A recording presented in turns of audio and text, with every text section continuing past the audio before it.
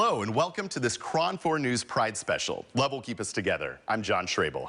And I'm Taylor Bisacky. Thank you for joining us. Over the next half hour, we're going to celebrate the pride we all have and share positive stories of people and organizations in our community who are doing big things. But first, we're ready to celebrate. After a 2-year hiatus, the San Francisco Pride Parade and celebrations will return this weekend. The city is expecting a large turnout, more than 500,000 people who are ready to celebrate their pride.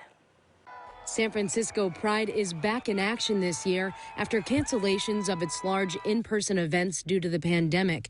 It'll be the first time since 2019 where we can expect to see celebrations that look like this.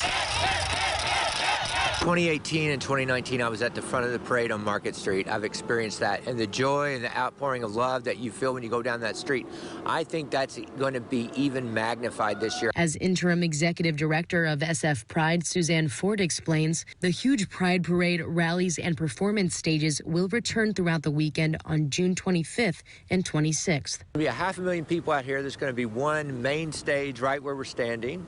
There'll be 4 community stages out here. We will have exhibition booths, exhibitor booths, and then we will also have beverage booths. It's just going to be amazing. The city has seen up to 1 million visitors during Pride weekend in years past, and many of the participants and LGBTQ businesses are hopeful to see the crowds return. However, getting to this moment hasn't been easy. Coming out of the pandemic, when the city's fighting to recover, it's essential to the recovery of the city. Excited that we're back in full force, and I'm hoping that everybody figures out a way to get back to their community and to support it. San Francisco drag show host Juanita Moore will bring back her annual Pride Party that benefits LGBTQ nonprofits in the city. She's also one of the organizers of the People's March, which follows the route of the first gay liberation march 52 years ago along Polk Street. The thing that I'm most excited to feel is that family sort of feeling. As big as that Pride Party is for me during the day on Sunday, there's still this really intimate feeling about it when I look around and see so many faces that I know are doing great stuff in the city. Every year you see it high atop Twin Peaks, the iconic pink triangle. But the symbol right there has a storied past. KRON4's Camilla Barco shares the history behind the pink triangle. Every June, on top of San Francisco's Twin Peaks sits a piece of history, the iconic pink triangle. This message helps people realize that we're just one more minority that have been discriminated against. Patrick Carney, the founder of the project, says nowadays the brightly colored symbol is worn with pride. But about 80 years ago, the downward pink triangle was used as a symbol of hate against gay men. It has this horrible, tragic history that we have to remember. During the Holocaust, the Nazis used colored triangles to categorize selected groups of people. Blue for immigrants, yellow for Jews, etc., and pink for the gays. Gay men were singled out and received harsh treatment from Nazi prison guards. The Nazis used what was known as paragraph 175 to persecute gay men. It's a German statute that banned sexual acts between men. When the camps were finally liberated, those who wore the pink triangle were put back in prison under Germany's paragraph 175, and the nightmare continued. Scholars estimate about 100,000 gay men were arrested for violating the statute during the Nazi era. According to the United States Holocaust Memorial Museum, between 5,000 to 15,000 gay men were sent to concentration camps as a result. Imagine spending all that time in a Holocaust camp and starving down to 75 pounds and being locked up again. But years later, the meaning behind the pink triangle started to change. In the 80s, activists used the symbol to call attention to the HIV/AIDS crisis, killing thousands of gay men. By the 90s, it was used more than just a protest symbol and took on a more representative meaning for the gay community. That's right. In 1996, Carney and many supporters wanted to bring the message of the pink triangle to the Bay Area. It started out as a wild arts and craft project. We snuck up here at 4 a.m. There were 10 or 12 of us. It turned into a vibrant work of art that has grown in size over the years and is now almost an acre wide. It's here to commemorate the gays who were forced to wear a pink triangle in the Holocaust. This display features dozens of streamers and 2,700 LED lights illuminating the pink triangle during the day and at night. And so it'll be very dragalicious, we say. Carney says the triangle serves as an educational tool, but it is also a warning symbol. And without that warning, who's going to remind people of what can happen? Because while the LGBTQ community has made major strides in acceptance, there's still work to be done. So we're trying to remember that kind of hatred to help prevent it from happening again. So when people look at the pink triangle this Pride Month, it's to remember the long, difficult history that it encompasses. In San Francisco, Camila Barco, KRON4 News. Our Pride special, Love Will Keep Us Together, is just getting started. Coming up, it's a symbol of our past, present, and future. See the history of the AIDS quilt and how it connects the story of HIV/AIDS to the important issues impacting our nation today. Also ahead, meet the people behind the LGBT Asylum project, who are helping those in our community get the representation they need. We'll be right back.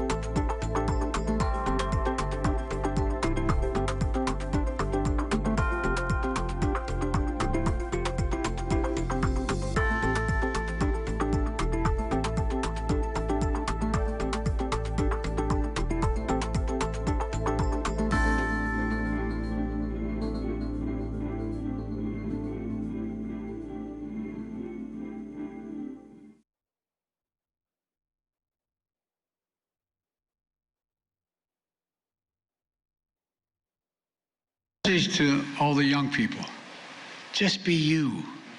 You are loved. You are heard. You are understood. You do belong. And I want you to know that as your president, all of us on this stage have your back. We have your back. That was President Biden earlier this month, reaffirming June as Pride Month and proclaiming that Pride is back at the White House. The AIDS quilt has been around for many years and is a symbol of activism, love, healing, and hope for those we have lost. KRON4's Rob Nesbitt reports on the quilt's past, present, and what the future holds for the largest community art project in history. Eric Joan Dunk. It's an impressive sight to see. The AIDS quilt sprawled across the grass of Golden Gate Park, the first time it's been on full display since 1996 when it covered the National Mall in Washington, D.C. Maurice M. Cleve Jones came up with the idea for the quilt 35 years ago during a candlelight march in memory of Supervisor Harvey Milk and Mayor George Moscone. It was November in 1985, and the AIDS death toll in San Francisco hit 1,000. It only happened, though, because so many people shared my need to express our grief and our anger, our outrage at the lack of government response. What started as an idea to memorialize the men and women dying of AIDS still lives on to this day, growing to more than 50,000 panels with more than 100,000 names of those who have died of the virus. It doesn't matter what other people say, because believe me, everybody told me this was the stupidest thing they'd ever heard of. And, you know, it went on to become one of the world's largest community arts project in history. The quilt is overseen by the National AIDS Memorial, weighing roughly 54 tons and growing. I have some red thread. For its 35th anniversary, quilt volunteers like Michael Bongiorni and Joni Juster gathered once a week in San Francisco's Castro district to help create new panels and repair old ones. They use hot glue. Michael has had to go through the emotions of making a panel for a friend several times, like the one covered in pink tulle for his friend James. He was one of those people that was so smart, but he also, nothing stopped him, and he would step over the bounds. Each time the quilt is taken out of storage and displayed, there's a reading of names. Jerry James Hamilton. People are able to see the lives represented and hear who they were over the loudspeaker. And when you add that name, your emotions explode. Paul Heimbuch. 35 years since the first panel was created, and there's still activism being done by the founders of the AIDS Memorial Quilt and those who carry on its mission. The group is shedding light on how HIV and AIDS affects people of color and other minorities who don't have access to life-saving medications. Healthcare should be for everyone. And knowledge is the first step. It's why new panels are sewn every day and added to the biggest display of the quilt ever seen in San Francisco. Represents a great deal of love, and the power of love, the power of community, what family really means. For generations to understand why the first threads were stitched. Robert Gordon Baker. In San Francisco, Rob Nesbitt, KRON4 News. Thousands of LGBTQ immigrants flee their country every year from discrimination, abuse, or even death due to their sexual orientation. The Bay Area has become a popular destination for those seeking asylum. KRON4's Sarah Stinson speaks with the co-founder of the LGBT Asylum Project to find out how his journey to America led him to help others. Hundreds of people who identify as LGBTQ flee their countries every year, coming to the Bay Area for safety. But if immigrants don't get approved asylum, they get deported only to face persecution or sometimes even death in their home country for simply being themselves. In 70 countries, it is still illegal to be LGBTQ. And in 10 of those countries, it is punishable by death. Okan Şenyun is from Turkey. He moved to San Francisco in 2009 as an international law student. And I've always known that I was a gay man, and I knew that it would be very dangerous for me to hold my boyfriend's hand, which I couldn't do in public. So I decided to leave. Like Okan, all asylum seekers hope for a better life when coming to America. But when they get here, it quickly becomes expensive and difficult to get approved. Only 13% of unrepresented asylum applications are successful in the United States. No representation is given to you through the process. And luckily, I was a lawyer myself, and I was able to present my case properly to the U.S. government. And it got approved. I'm a U.S. citizen now, but I knew that I had to do more. That's when Okan co-founded the LGBT Asylum Project in San Francisco in 2015 to represent others seeking safety. So they don't have to go back to those countries where they could be harmed or even killed for being who they are or who they love. The LGBT Asylum Project continued to help people in the peak of the pandemic. We were able to help 338 LGBTQ+ immigrants in the United States. And in 2021, this number went up to 531 people. Ocon says they give clients pro bono help so they too can experience the freedom he describes feeling in the Castro when he first moved here. I wanted to see the gay flags. I wanted to see gay couples. I wanted to see lesbians and transgender people. And I felt like, yes, I belong here. So that feeling just is a lifesaver. And that's what the LGBT Asylum Project works to do, save as many lives as possible. I'm Sarah Stinson reporting, KRON4 News. Still ahead, meet the oldest gay basketball league in the world, and it's right here in the Bay Area. Stay with us.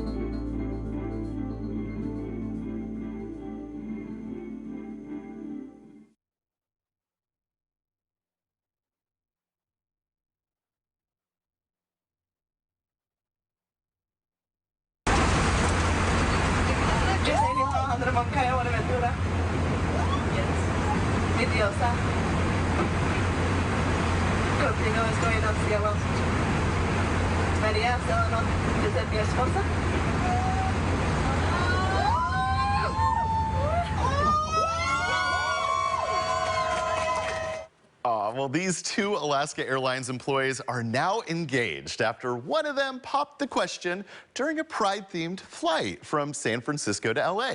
They met on an Alaska Airlines flight in 2020. One of them is a flight attendant, the other is a pilot. And even bigger surprise came after they landed. Her partner also planned a proposal at the gate without her even knowing.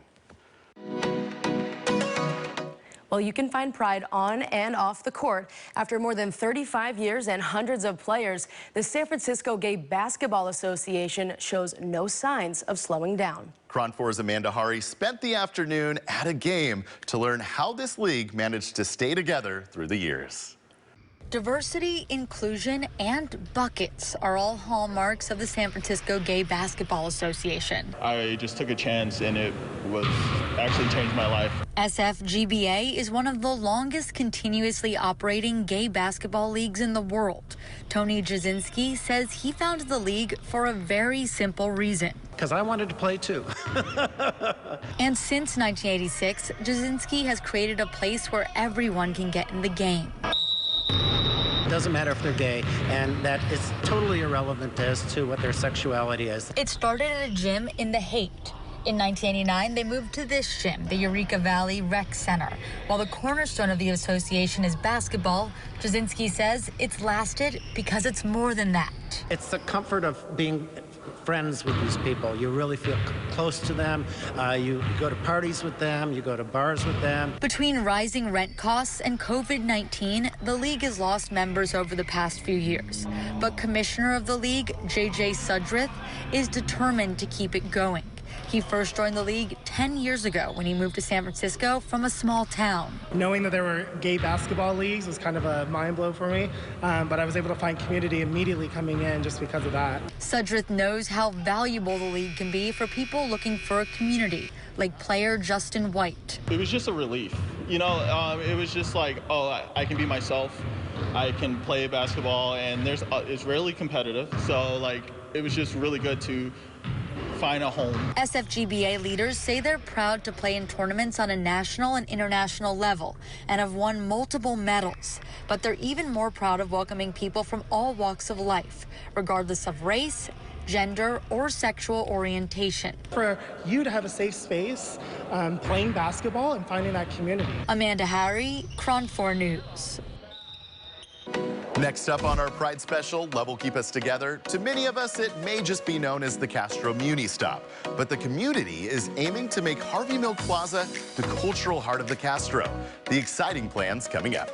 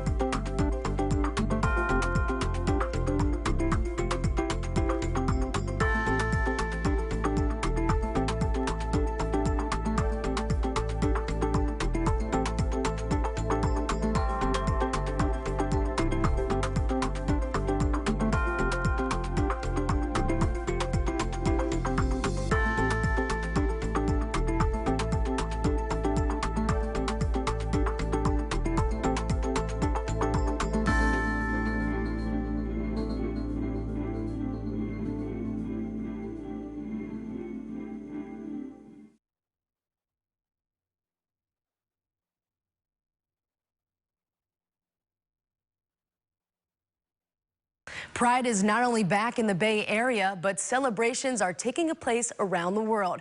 Here's a look at Pride parades in Brazil, Rome, and Tel Aviv.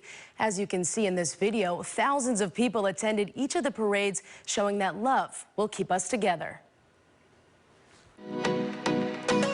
If you've been to the Castro district, you may have noticed the Muni stop dedicated to Harvey Milk. But you may not know that there's an effort underway to reimagine the stop, known as Harvey Milk Plaza, to be a center of the city's vibrant LGBTQ community. For many gay, lesbian, and trans people, the Castro has long represented what only seemed like a dream in some parts of the country. I grew up in Texas. I remember when I first heard about the Castro, and it seemed unreal that there was a place that I could live as a gay person and be myself and walk down the street and hold hands with the person that I love. The year was 1977. Harvey Milk was just elected city supervisor after years of advocating for his community, particularly in the Castro, which was fast attracting LGBT people from across the country, becoming the first openly gay man to be elected to public office in California. I came to San Francisco, and part of that was because of Harvey Milk. I wanted to be part of that movement. And that movement, a legacy, memorialized in part here in Harvey Milk Plaza. What we know as Harvey Milk Plaza was actually built to be the station entrance to the new Castro Muni station. But it's really struggled since then to represent somebody as important as Harvey was to the community then and has gone on to become to the worldwide LGBTQ+ community. Harvey Milk Plaza is right in the middle of the Castro district, and for many people visiting the neighborhood for the first time, this is the first thing they see, why it's so important for the plaza to make a great first impression. Back in 2017, hearing calls for the plaza to stand out and better tell the story of Harvey Milk, Brian Springfield, executive director of Friends of Harvey Milk Plaza, became part of what is now the effort to completely transform this space at the corner of Market and Castro. What's there now is these terraces. What we're proposing is that they become occupiable park space. So instead of having that green space that's fenced off, it's going to be space that people can actually go in, and there'll be a central, circular area that's dedicated to hope. Groundbreaking is expected within the next few years, but right now, you can go to the plaza and see for yourself the vision in a virtual walkthrough on harveymilkplaza.org. In different panels in the new plaza that you're going to see representation of that diversity of, people of color, of the trans community, of queer women and lesbians, and all the folks that make the greater LGBTQ+ community. As of now, Harvey Milk Plaza is on its way to becoming a funded city project, but anyone can make a tax-deductible donation at harveymilkplaza.org, along with checking out the virtual walkthrough while you're there. And that does it for this year's Pride Special. Love will keep us together. Thank you for joining us. For Taylor Bisacky and myself, and all of us here at KRON4 News, have a good night.